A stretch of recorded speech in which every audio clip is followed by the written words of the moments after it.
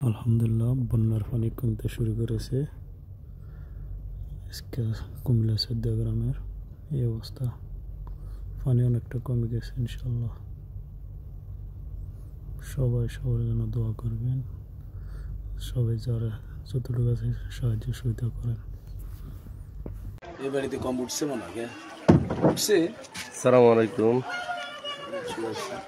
সম্মানিত ভাইরা, আমি এখন আমাদের বসন্তপুর কয়েকজন বাড়িতে ঘুরে এসেছি। এখন বাহির করা প্রাইমারি স্কুলে যাইতেছি, তো এই রাস্তার উপরে নৌকা করে যাইতেছি, তো এই জন্য আপনাদের সাথে বিষয়টা শেয়ার করার জন্য লাইভে আসলাম। আমার সাথে আছে আমাদের বসন্তপুর গ্রামে প্রাইমারি স্কুলের টিচার মাস্টার শরীফ মোহাম্মদ ইউনুস আছে। আমাদের পূর্ব দিকে মাঠে সবচেয়ে বেশি ক্ষতিগ্রস্ত মাছের ফিশারি আমাদের শামীম তানিম, আমরা ৪-৫ জন নৌকায় করে বসন্ত বাইরগড়া প্রাইমারি স্কুলে যাচ্ছি। কিন্তু বাইরগড়া রোডের পানির দৃশ্য, মানুষের ঘর, মানুষের সব তলিয়ে গেছে। স্কুল পর্যন্ত যাবো না, আমি তো বসন্তপুর আছে যে ডেপুটেশনে এনে মূল স্কুল।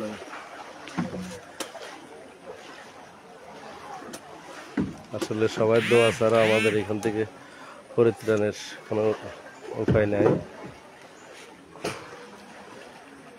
বসন্তপুর পূর্ব দিকের মাঠের সব অনেকগুলো ফিশারি, প্রায় আনুমানিক ৩০ কোটি টাকার মতো আমাদের বসন্তপুর গ্রামে শরীফ ভাইয়ের, রবিউলের, বাহির করা বাইজিৎ, আমাদের শামীম, মধ্যম দক্ষিণ পাড়ার মাস্টারগো, আরও সালাম মজবাহের শাহিন টাকার, সব মিলে প্রায় ৩০ কোটি টাকার মাছ সব তলিয়ে গেছে।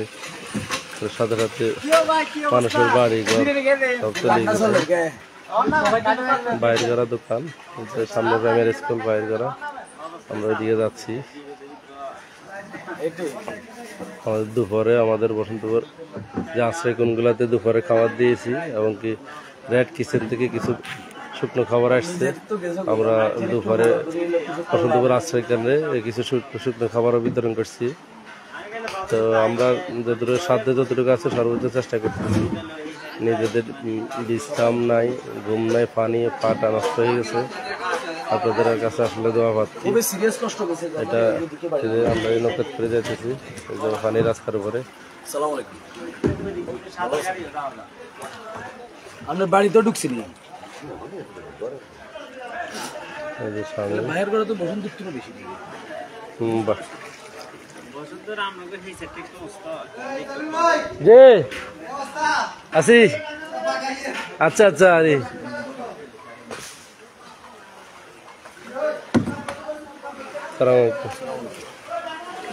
আমাদের গ্রাম তো বাইরে করা বেশি বেশি কল্পনা করা যায় না। আমাদের গ্রামে তো রাস্তা থেকে পানি কমতেছে অনেকটা।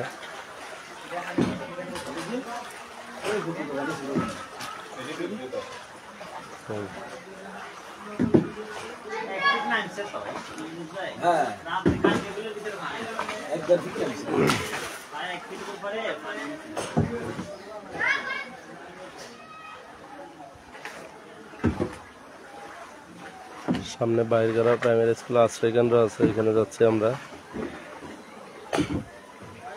তো দূর থেকে যেও যদি শুকনো খাবারের ত্রাণ নিয়ে আসতে চান, আমাদের বসন্তপুর মোটামুটি দেওয়া হয়েছে, যতটুকু সুযোগ ছিল যারা আশ্রয় কেন্দ্র আছে ওদেরকে দেওয়া হয়েছে। কিন্তু বাহির করা প্রাইমারি স্কুলে নাকি এখনো কোনো শুকনো খাবারের ত্রাণ পাই নাই। যদি কোনো ভাই ঢাকা সিটং বা ঢাকা থেকে কুমিল্লা থেকে ত্রাণ নিয়ে আসেন, সম্ভব হইলে বাহির করা সরকারি প্রাথমিক বিদ্যালয়ে আশ্রয় কেন্দ্র আছে, এখানে অনেকগুলো পরিবার আছে, তো ওনাদের জন্য শুকনো খাবারের ব্যবস্থা করলে ভালো হবে।